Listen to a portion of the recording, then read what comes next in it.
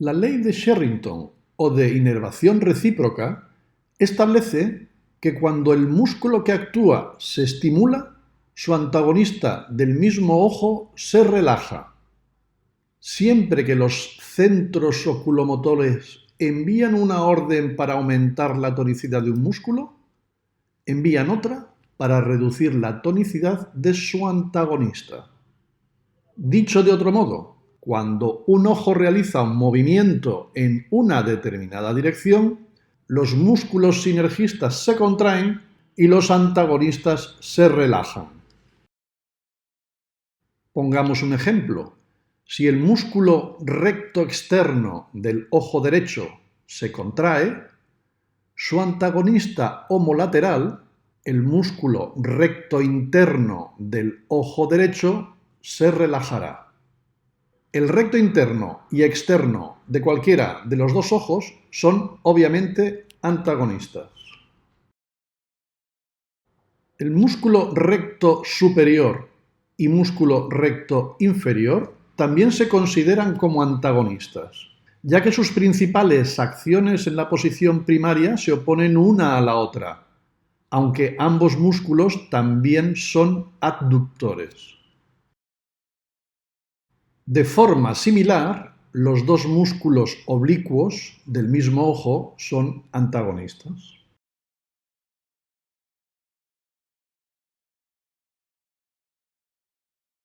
La ley de Hering, o ley de inervación igualitaria, o ley de la correspondencia motora, se va a referir a la inervación de la musculatura de ambos ojos, de los dos ojos.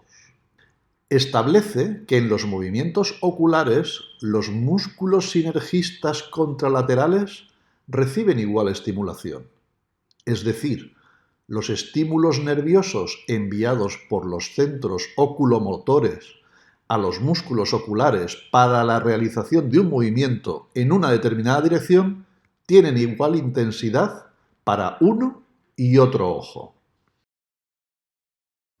Así, en un movimiento de la mirada de versión a la derecha, el recto lateral derecho y el recto medial izquierdo recibirán igual inervación, ya que son sinergistas contralaterales. Sus antagonistas, el recto medio derecho y el recto lateral izquierdo, en consecuencia se relajarán. Si los músculos sinergistas son normales, responderán de la misma forma y los movimientos de ambos ojos serán estrictamente coordinados. En los casos patológicos se contraerán de forma desigual y los movimientos oculares no serán coordinados.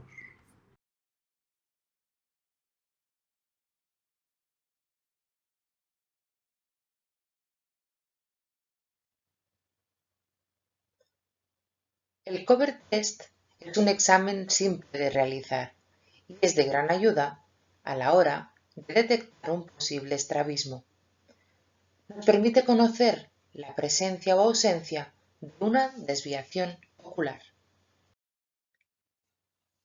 Si hay desviación ocular, podemos evaluar los siguientes aspectos: el ojo u ojo involucrados, el tipo de desviación, si es latente o manifiesta, como veremos a continuación, la dirección, la frecuencia con la que se presenta, la o las distancias en las que aparece y la velocidad con la que se recobra de nuevo la fijación. Y por último, también podemos detectar la presencia de nistagmus latente o de la DVD. Las condiciones principales que deben darse para poder realizar un cover test fiable deben ser, en primer lugar, una buena disposición por parte del examinador y un mínimo grado de cooperación por parte del paciente. Este último debe tener fijación central y una mínima agudeza visual. Y finalmente, una estancia adecuada, un gabinete que disponga de una buena iluminación y una distancia mínima de unos 5 metros. Las clases principales de cover test de las que disponemos son, en primer lugar, el cover and cover test o test unilateral. Es un test de oclusión monocular en el que pretendemos determinar la existencia de una heterotropia, es decir, si hay o no una desviación manifiesta.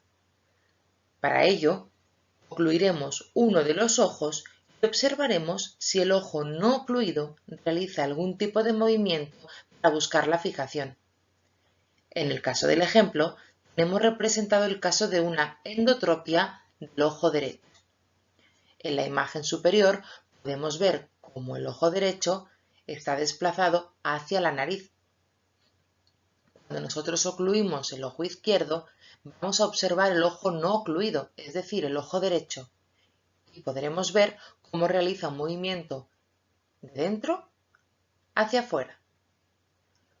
Cuando nosotros destapemos el ojo izquierdo, el ojo derecho volverá a su posición de tropia, es decir, volverá hacia adentro. Veámoslo ahora con un ejemplo. En la práctica podemos observar en este caso una exotropia del ojo derecho. Podemos ver cómo al ocluir el ojo izquierdo, el ojo derecho realiza un movimiento de fuera hacia adentro.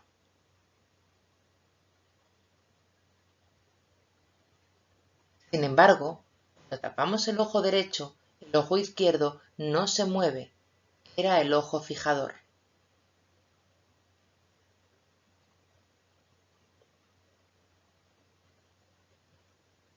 Volvemos a observar cómo al tapar el ojo izquierdo, el ojo derecho vuelve a realizar ese movimiento de fuera hacia adentro.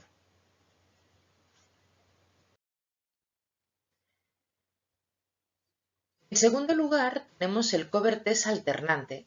Se utiliza para poner en evidencia la presencia de una heteroforia, es decir, una desviación no manifiesta. Al ser un test en el que alternamos el oclusor de un ojo al otro sin permitir al paciente fusionar, también se suele utilizar para precisar la dirección y la magnitud total de la desviación en el caso de haber encontrado una desviación manifiesta. En el caso del ejemplo, podemos ver representado el caso de una endoforia.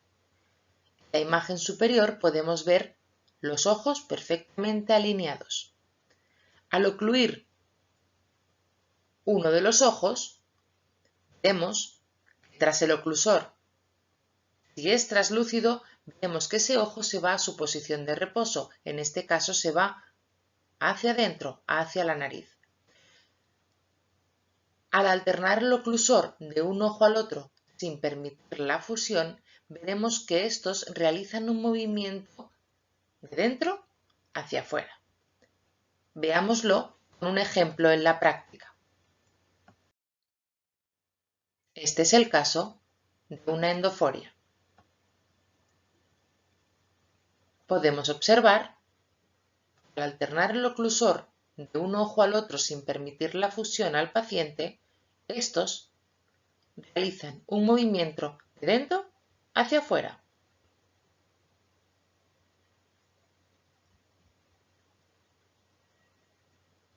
Cuando desocluimos, podemos ver que los ojos se vuelven a alinear.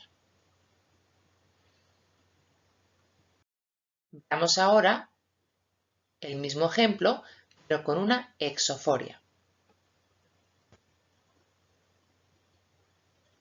Podemos observar al ocluir de forma alternada uno y otro ojo, estos realizan un movimiento de fuera hacia adentro.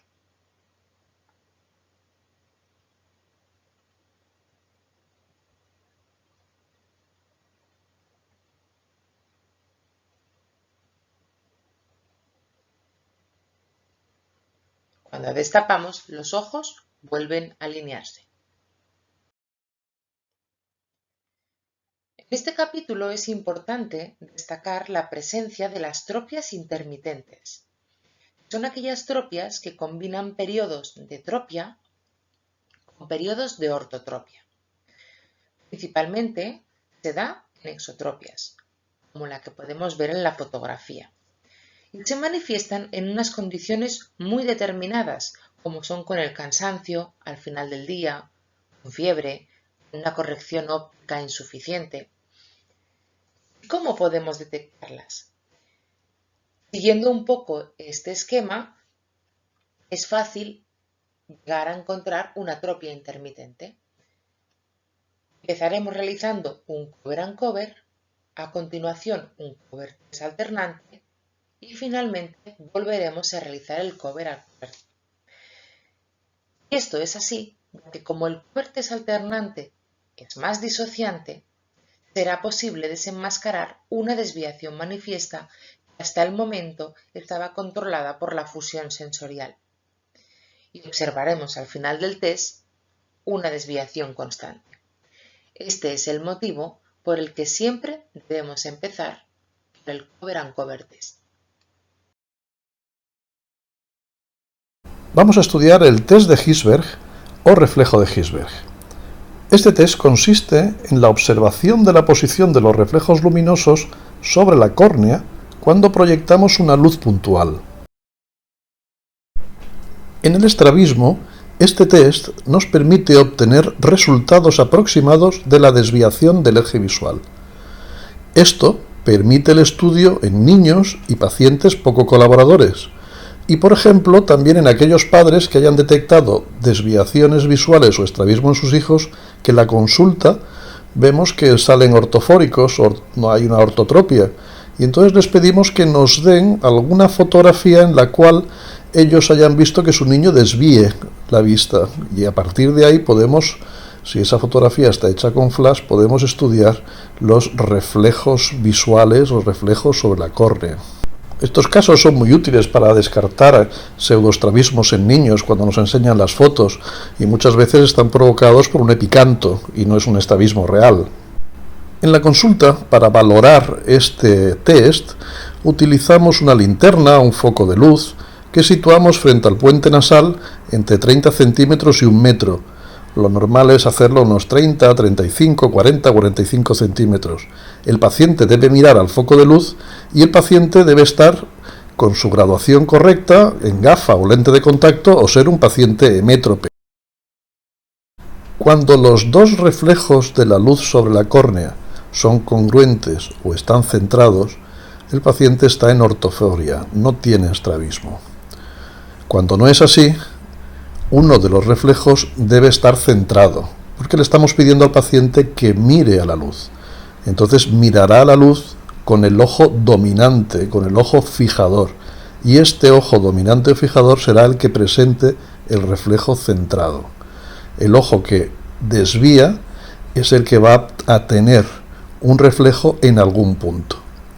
Si el reflejo está dentro del borde pupilar, la desviación máxima son de 15 grados, que es cuando ese reflejo toca el borde pupilar. Si el reflejo está dentro del iris del paciente, iris sin dilatar, no le hemos hecho dilatación farmacológica, la desviación será alrededor de 30 grados. Y si el reflejo del ojo desviado se encuentra sobre el borde irido-esclerocorneal, sobre el borde de la córnea, la desviación será de unos 40-45 grados. Si el reflejo tiende a irse hacia la parte externa del ojo, es porque el ojo se está desviando hacia adentro, por lo tanto tendremos una endotropia. De la misma manera, observando hacia dónde se desvía el globo ocular, dónde se desvía el eje de la mirada o hacia dónde se va el reflejo, podemos ver una exotropia, una hipertropia o una hipotropia en el caso de que el ojo se desvíe hacia abajo. El reflejo de Hirschberg, el reflejo sobre la pupila o el reflejo sobre la córnea, siempre se va a desviar en sentido contrario al eje del estrabismo. Y hasta aquí el test de Hirschberg. Esperamos que os haya gustado.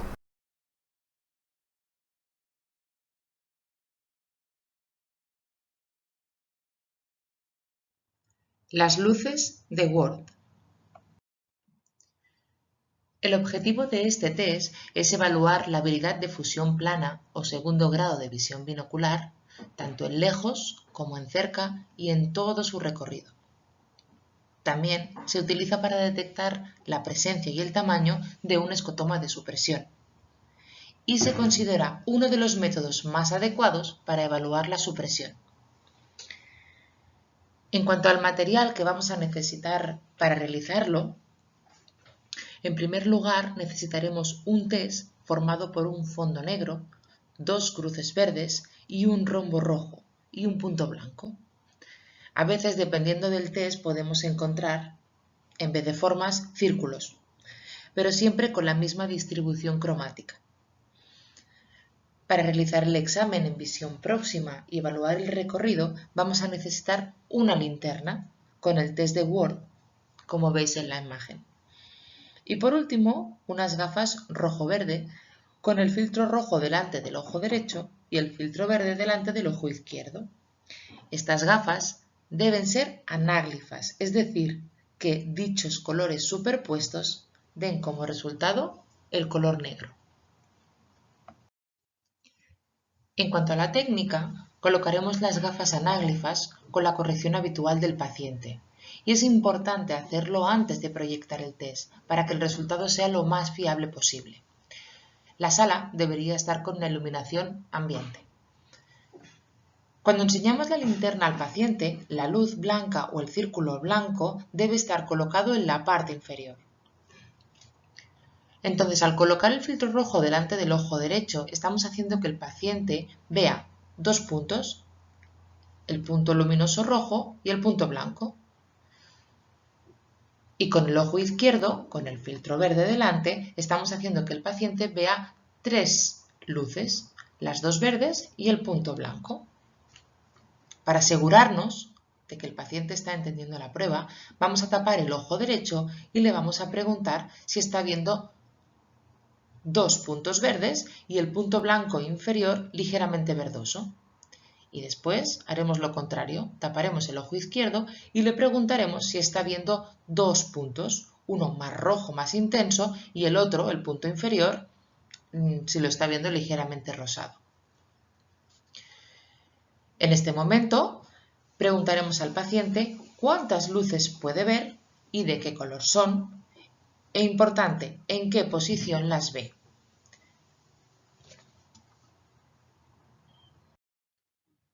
Estas son las posibles respuestas que podría darnos el paciente. 4 luces. El sujeto presenta fusión plana. 3 luces. El sujeto suprime el ojo con el filtro rojo, es decir, el ojo derecho. Nos dirá que ve 3 luces verdes. Si ve 2 luces, el sujeto suprime el ojo con el filtro verde, es decir, el ojo izquierdo. Verá 2 luces de color rojo. Y si nos dice que a veces ve 4 y a veces ve 3, podría ser que el sujeto presentara una supresión alternante. Si el paciente nos dice que ve 5 luces, quiere decir que presenta diplopia. Y pueden darse estos casos. En el primero, si nos dice que ve las luces rojas a la derecha de las verdes, presenta diplopia homónima. El paciente tiene una endodesviación. Si en cambio nos dice que las luces rojas están a la izquierda de las verdes, el paciente presenta una exodesviación, diplopia cruzada. También podría decirnos que ve las luces verdes por encima de las rojas. En ese caso, el paciente presenta una diplopia vertical, una hiperdesviación derecha. Y podría darse el caso contrario, que nos dijera que ve las luces rojas por encima de las verdes. En ese caso, el paciente presenta una hiperdesviación izquierda. Antes hemos dicho que las luces de Ward sirven para evaluar si el paciente presenta fusión plana, pero también para evaluar el escotoma de supresión central. Este test solo se realiza si la fusión plana es normal a 40 centímetros. Para ello nos colocaremos a 40 centímetros del paciente con la linterna en la mano y le pediremos que nos indique si el número de luces varía en algún momento. Y nos vamos alejando poco a poco 1 metro, 2 metros, 3 metros, hasta alcanzar los 4 metros. Durante todo este recorrido podemos asegurarnos preguntando ocasionalmente al paciente si observa alguna variación o incluso podemos ofrecerle alternativas. Por ejemplo, si alguna de las luces le desaparecen o si el número aumenta o disminuye.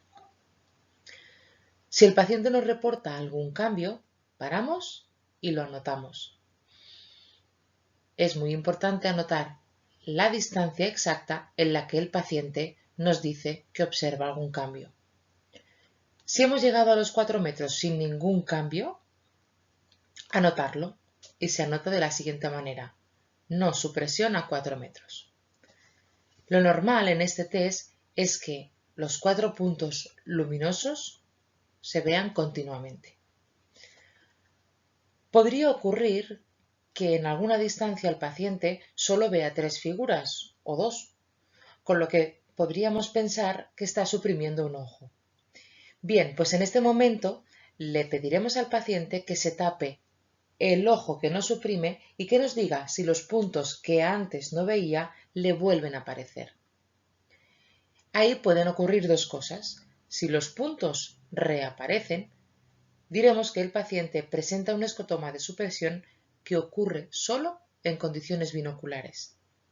Sin embargo, si los puntos no reaparecen, diremos que el paciente presenta un escotoma central unilateral. Una vez hemos localizado el escotoma de supresión, podemos valorar la intensidad o profundidad del mismo, y eso es relativamente sencillo de hacer. Una vez hayamos detectado la distancia exacta donde se nos presenta el escotoma, solo debemos cambiar la iluminación ambiental.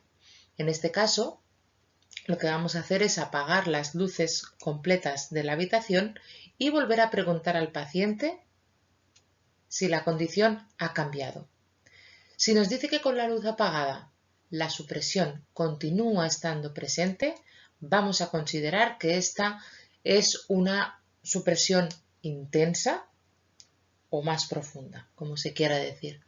Como veis en la imagen inferior, es justo lo contrario. Con iluminación ambiente vemos que el paciente suprime su ojo derecho. En cambio, cuando apagamos la luz, vemos que esa supresión desaparece. El paciente vuelve a presentar fusión plana, con unas condiciones mucho más distintas. Esto nos indica que ese tipo de supresión es poco profunda. Y por último, ¿cómo anotar todo esto en nuestra historia clínica? Pues debemos anotarlo de la siguiente manera. En primer lugar, indicaremos si existe fusión o no, si existe supresión de qué ojo o si existe visión simultánea. En segundo lugar, si hemos detectado un escotoma, anotaremos la distancia, el ojo, el tipo de iluminación que hemos usado y si las luces reaparecen o no. Y por último, la distancia en la que hemos realizado el test.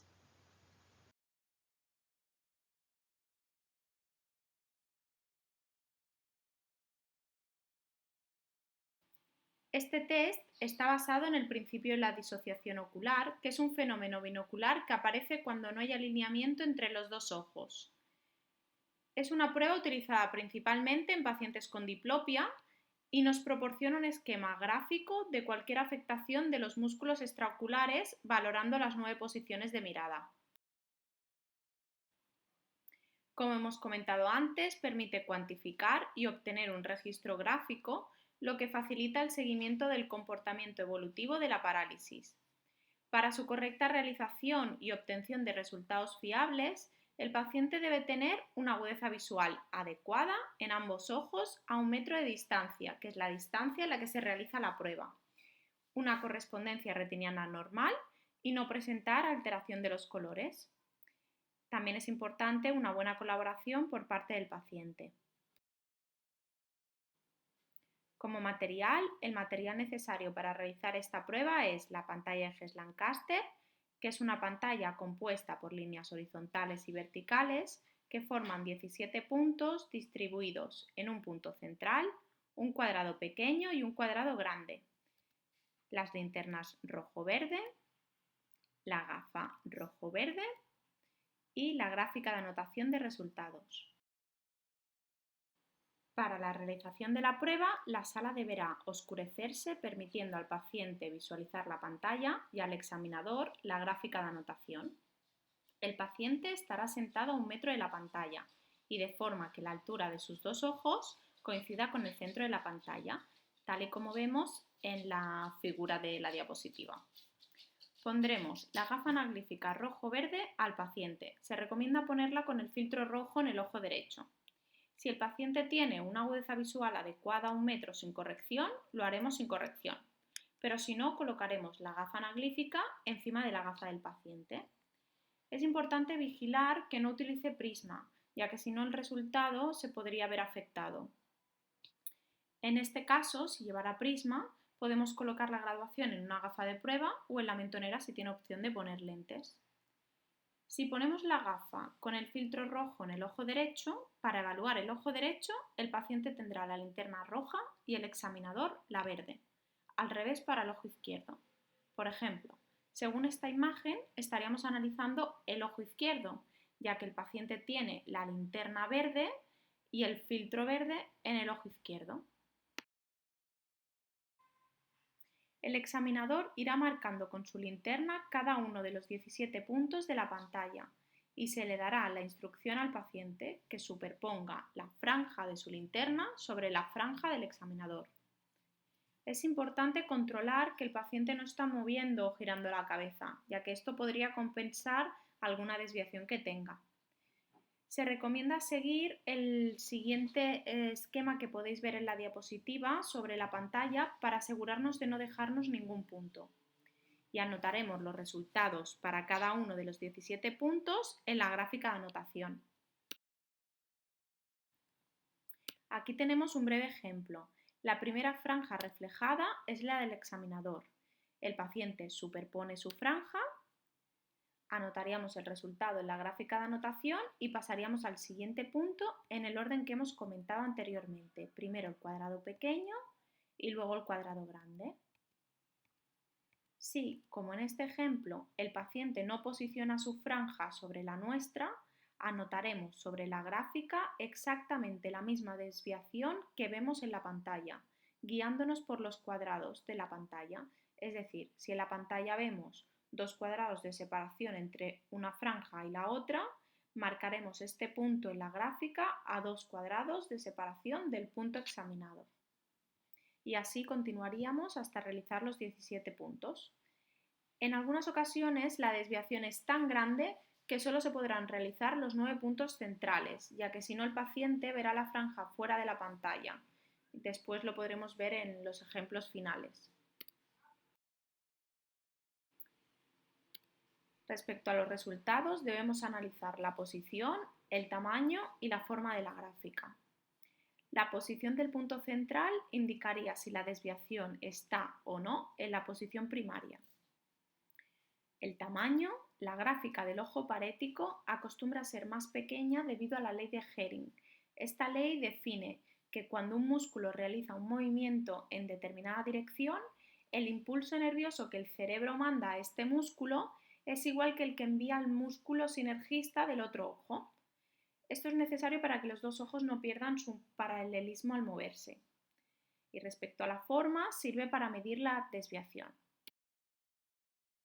Para terminar, os muestro 2 ejemplos. Este primero es un ejemplo de un paciente sin ninguna patología, con una motilidad ocular totalmente normal. Podéis observar que tanto el esquema del ojo derecho como el del ojo izquierdo son totalmente normales. Y en el segundo ejemplo es un paciente con una parálisis del tercer par craneal.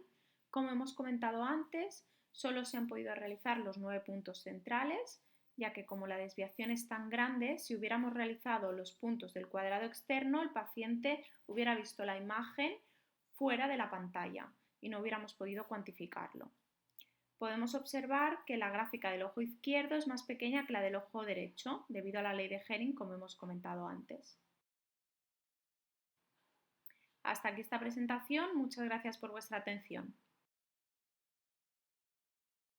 El test de Bielczowski confirma el diagnóstico de una parálisis o una paresia del cuarto par craneal, también llamado nervio patético o nervio troclear.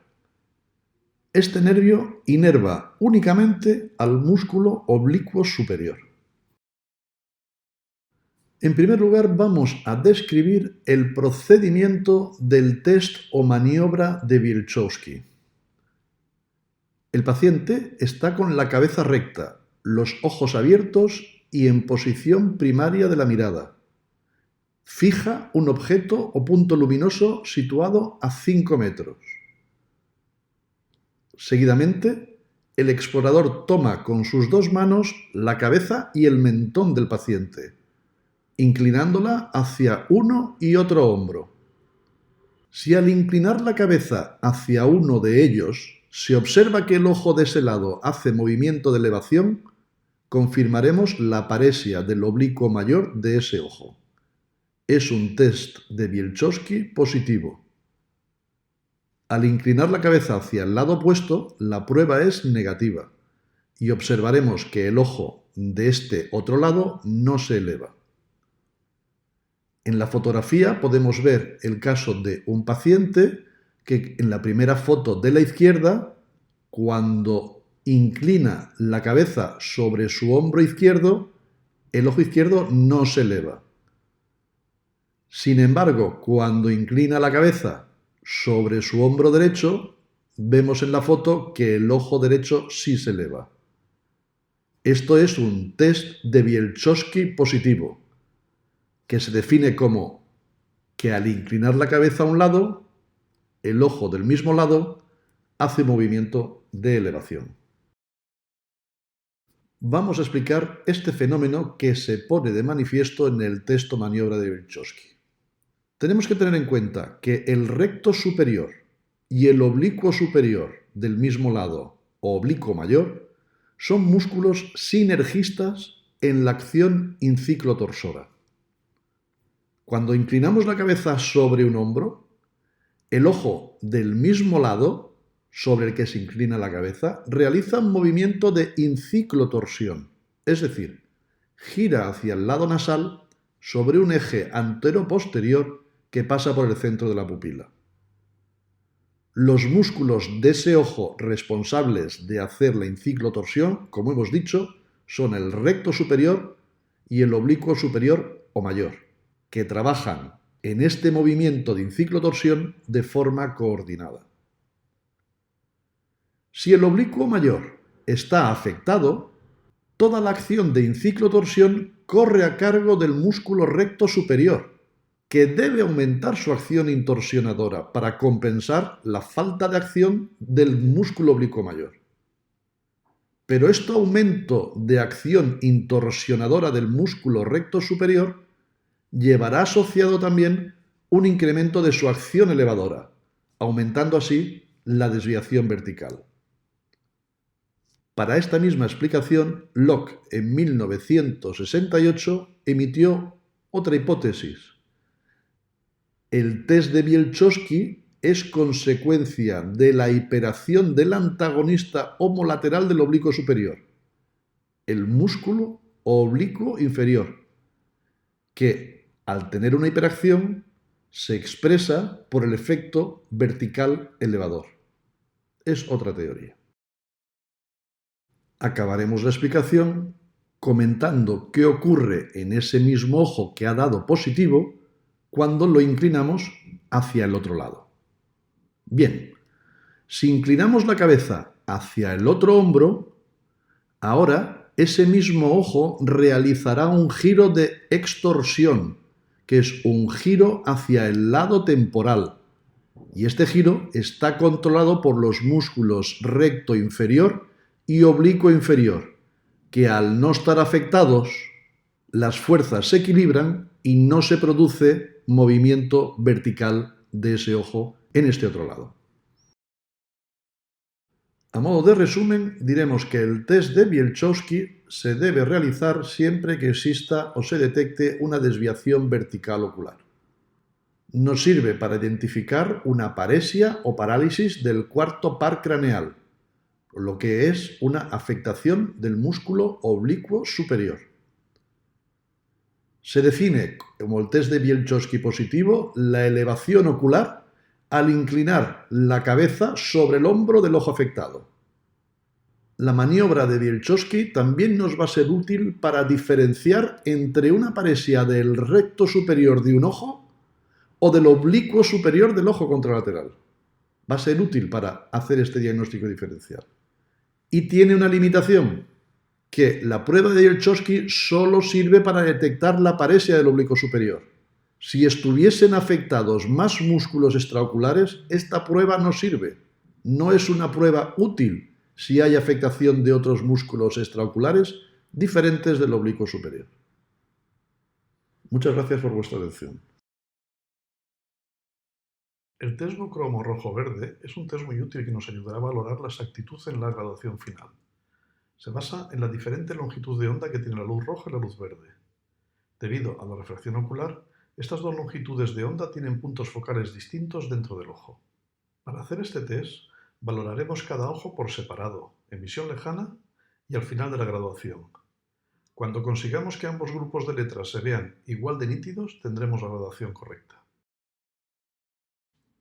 Una persona hemétrope que vea bien sin necesidad de gafas o lentillas, o una persona que lleve su graduación óptica correcta, verá con igual nitidez las letras con fondo rojo y las letras con fondo verde, tal como vemos aquí. Que vea con mayor nitidez las letras con fondo rojo indica que hay una miopía no corregida. En este caso, tenemos que ir subiendo la graduación miópica hasta que consigamos ver ambos grupos de letras con igual nitidez. Un miope jamás debe ver mejor el grupo de letras con fondo verde. Esto nos estaría diciendo que está sobrecorregido y eso es contraproducente y perjudica su miopía. En ese caso, deberíamos rebajar el número de dioptrías de miopía hasta conseguir igual nitidez. En el caso de un paciente con hipermetropía sin la corrección óptica adecuada, notaremos que ve con mayor nitidez las letras con fondo verde. En este caso, deberemos ir aumentando la graduación de hipermetropía hasta que vea ambos grupos de letras con igual nitidez.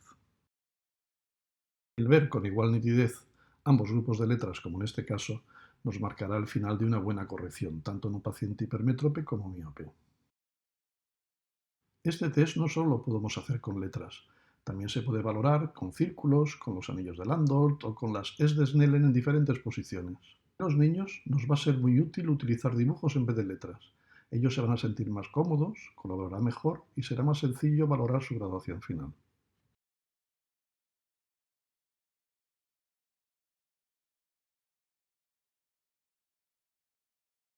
El cilindro cruzado de Jackson es una de las herramientas más útiles en la refracción subjetiva, ya que nos permite ajustar la potencia y el eje del astigmatismo de un paciente cuando al realizar la graduación mediante la técnica refractiva que más nos guste, detectamos la presencia de un astigmatismo no corregido, por ejemplo, mediante el círculo horario, o intuimos que puede haberlo, si no alcanza la agudeza visual deseada con la corrección esférica.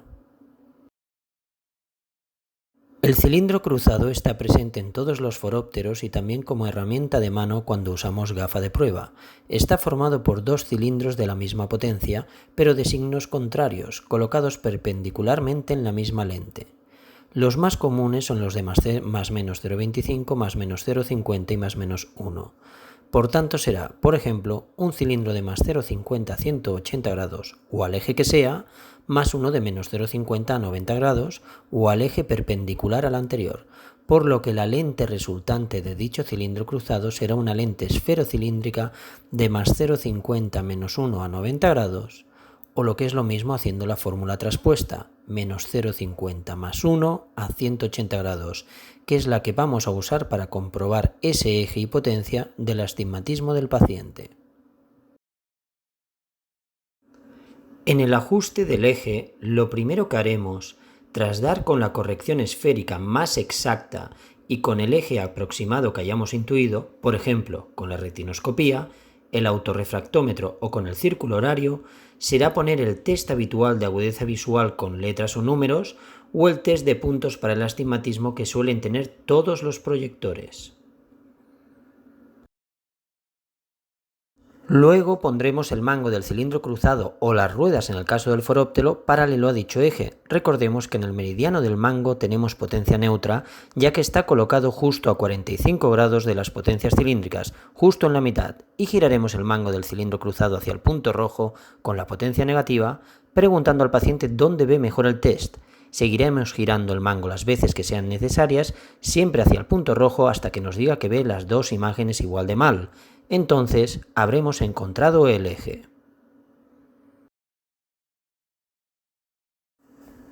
Ajuste de la potencia. Una vez tenemos el eje, ajustaremos la potencia poniendo en dicho eje el puntito rojo o el blanco, no importa, ya que vamos a volver a voltear el cilindro en ese meridiano. Y preguntaremos de nuevo en cuál de las dos posiciones ve mejor el test o los puntos. Si dicen la posición del punto rojo, añadiremos potencia cilíndrica negativa, y si dicen la posición del punto blanco, quitaremos potencia cilíndrica negativa, y así las veces que sean necesarias, hasta que nos diga que ve las dos imágenes igual de mal. Entonces habremos dado con el ajuste de la potencia. El razonamiento de por qué funciona así un cilindro cruzado de Jackson se basa en complejas fórmulas matemáticas que suman las lentes esferocilíndricas que usamos en dicho cilindro con la lente con la que graduamos al paciente, y la resultante, por comparativa con su graduación real, hará que el paciente vea mejor en la posición que más se acerca a dicha graduación real, aunque siempre nos dirá que ve mejor cuando le quitamos el cilindro cruzado de delante, obvio.